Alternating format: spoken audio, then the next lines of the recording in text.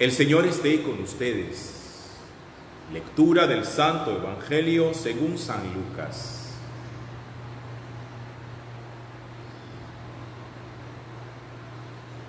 En aquellos días María se puso en camino y fue aprisa a la montaña, a un pueblo de Judá. Entró en casa de Zacarías y saludó a Isabel. En cuanto Isabel oyó el saludo de María, saltó la criatura en su vientre. Se llenó Isabel del Espíritu Santo y dijo en voz alta: Bendita tú entre las mujeres y bendito el fruto de tu vientre. ¿Quién soy yo para que me visite la madre de mi Señor? En cuanto tu saludo llegó a mis oídos, la criatura saltó de alegría en mi vientre.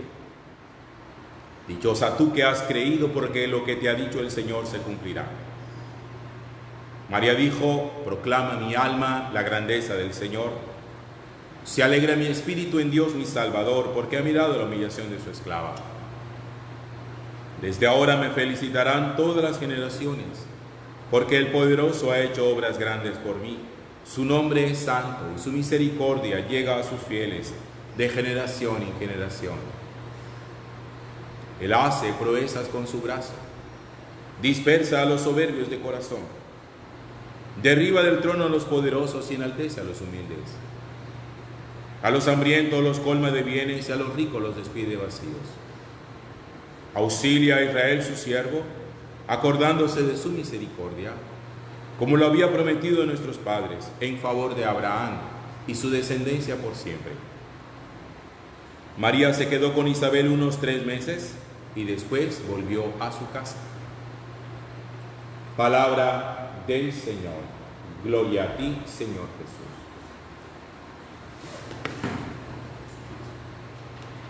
Muchos de ustedes que están conectados a esta celebración de la Eucaristía han vivido la experiencia de la pérdida de un ser querido durante todo este tiempo de la pandemia.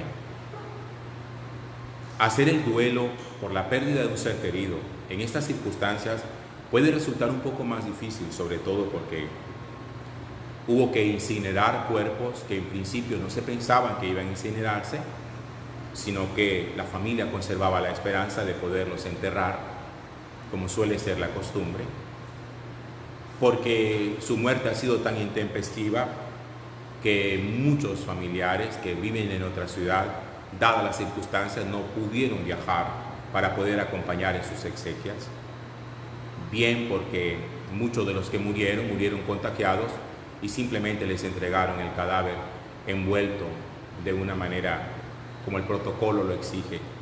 Es decir, quedaron como deudas pendientes en el modo de poder despedir a los seres queridos.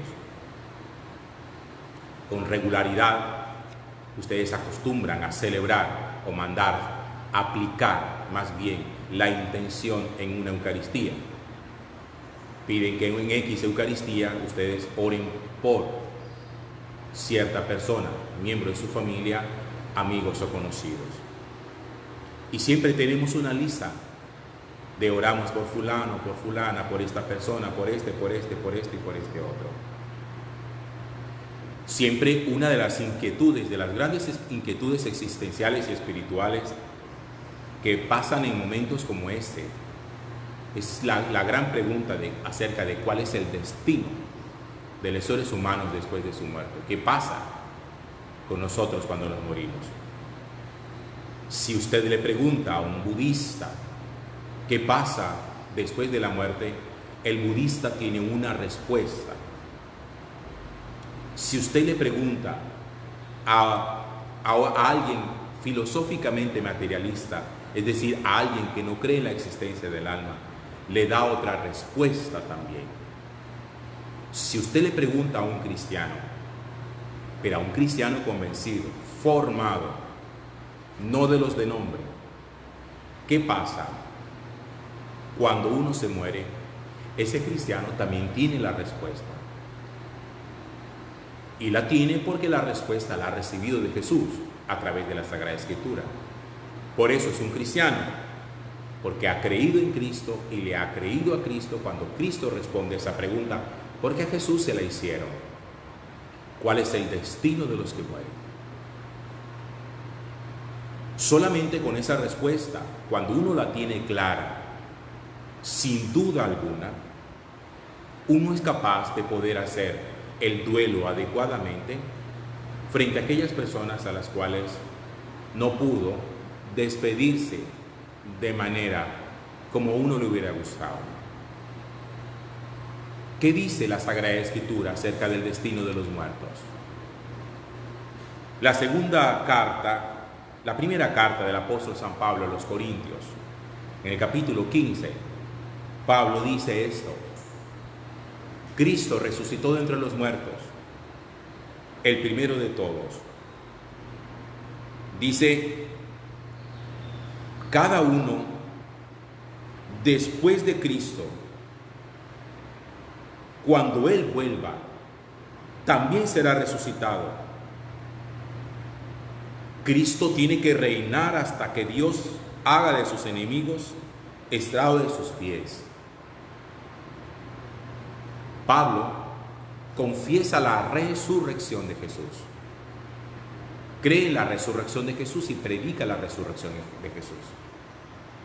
El mismo Jesús ya lo había dicho varios años antes y lo había repetido en varias oportunidades, en varios momentos y en distintos diálogos con distintas personas. Ya les había dicho: yo soy la resurrección y la vida. El que cree en mí, aunque haya muerto, vivirá. Y todo el que vive y cree en mí no muere para siempre. El que come mi carne y bebe mi sangre habita en mí y yo en él. El que come mi carne y bebe mi sangre tiene vida eterna. Es necesario que yo me vaya, no se entristezca su corazón. Pero yo me voy a prepararles un lugar para que donde yo estoy también ustedes estén. Si no fuera así, yo no les mentiría. Jesús habla con mucha frecuencia acerca del destino del hombre después de su muerte. Él da la respuesta a esa pregunta.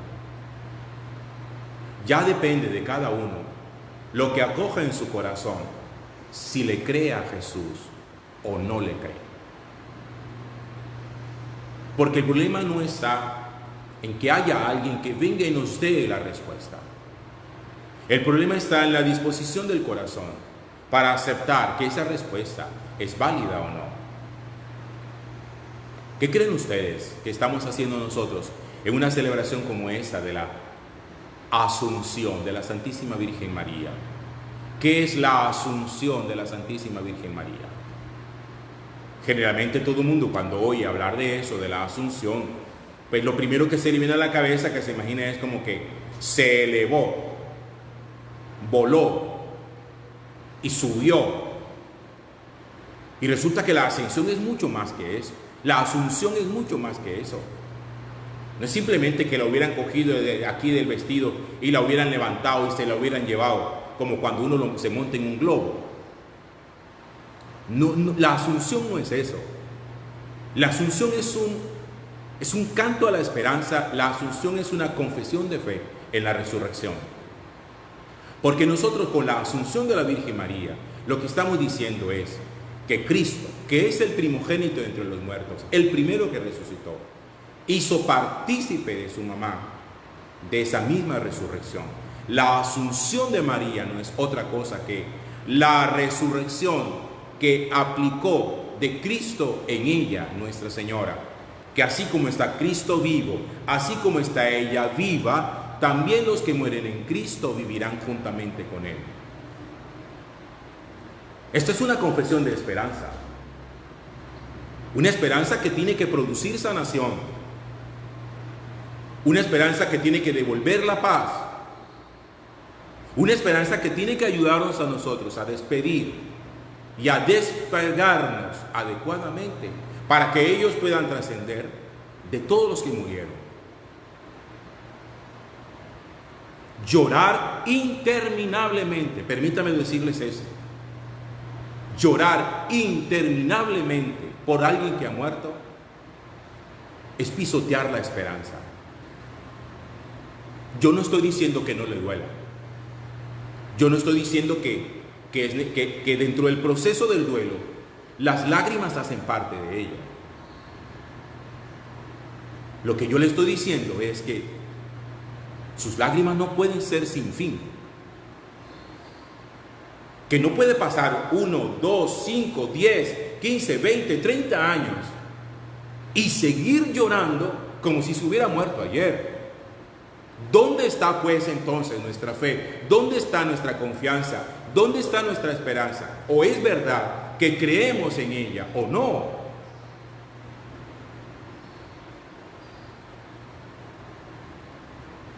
Porque no se puede vivir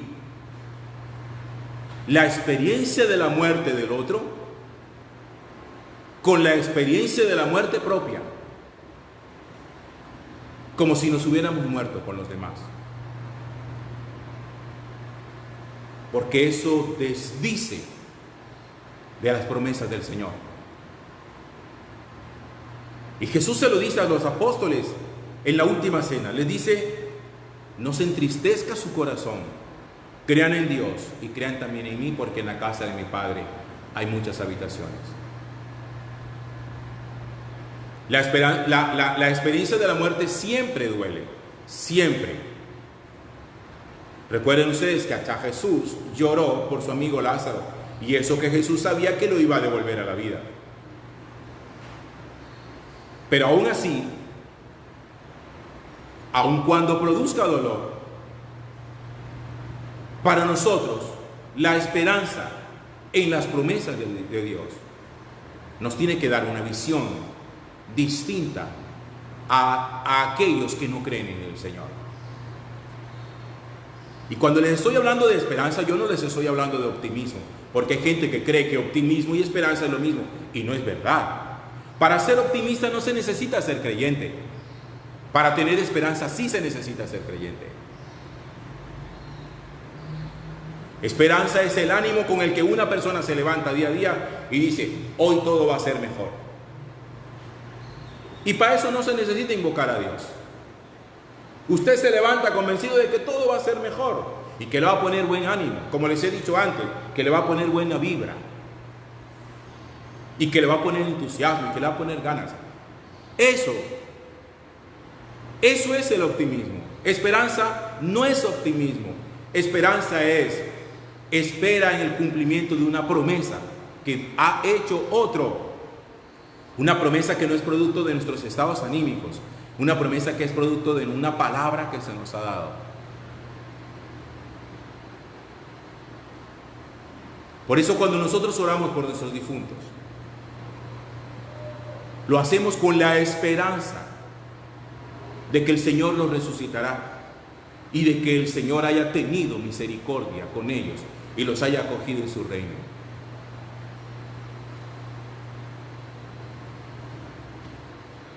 El optimismo depende de cada uno. La esperanza depende de Dios. El optimista necesita combustible interior para mantener vivo su optimismo. La persona esperanzada necesita tener el combustible de la palabra de Dios para mantener viva su esperanza. No es posible tener esperanza sin conocer lo que Dios ha prometido.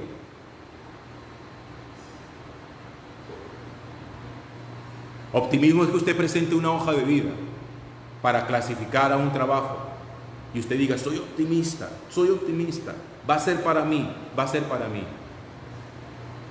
Otra cosa distinta es cuando Dios a usted, por la Sagrada Escritura, no por lo que uno se imagina, sino por la Sagrada Escritura, nos ha prometido. Porque hay gente que se imagina promesas de Dios, se las imagina, no se imagine nada. Las promesas están escritas, las promesas están en la Sagrada Escritura. No se trata de inventar promesas. Las promesas del Señor están todas en la Sagrada Escritura, y por eso el que las quiera conocer necesita acercarse a la Sagrada Escritura.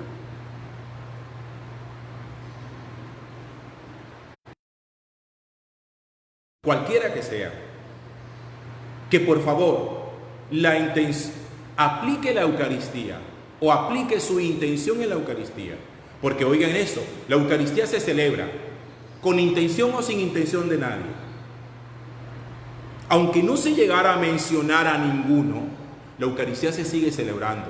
Cuando usted nos dice a nosotros, Padre, me gustaría que orara por fulano, lo que está diciendo es, por favor, yo quiero aplicar esta intención en la Eucaristía. Quiero que ore por fulano de tal, por mi mamá que se murió, por mi esposo, por mi hijo que murió antes de tiempo. Para usted esto tiene que ser un motivo de esperanza. Esto no es simplemente un culto religioso con aire espiritual, no. Esto es un acto de esperanza. Esto es un acto de confianza en Dios.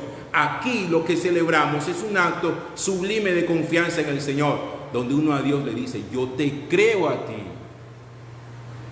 yo confío en ti, yo creo en tu palabra, yo creo en tus promesas, las tuyas, no las que yo me he inventado. Yo quiero hacer énfasis sobre eso.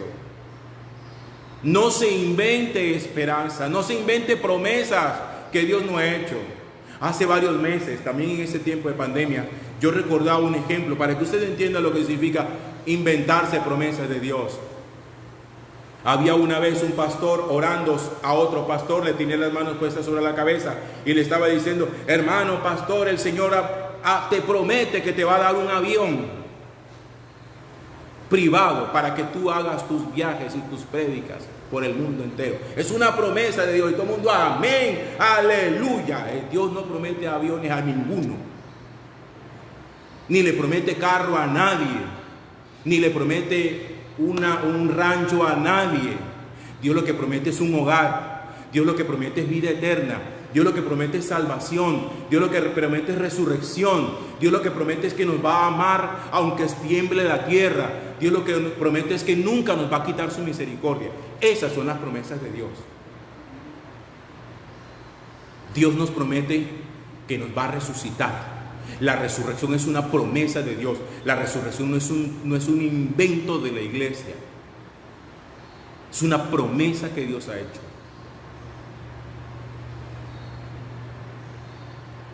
Y cuando nos toque despedir a alguien con todo el dolor del mundo, también tenemos que hacerlo con la esperanza de poder decir, lo pongo en tus manos, yo creo en la promesa de que tú le resucitarás. Amén.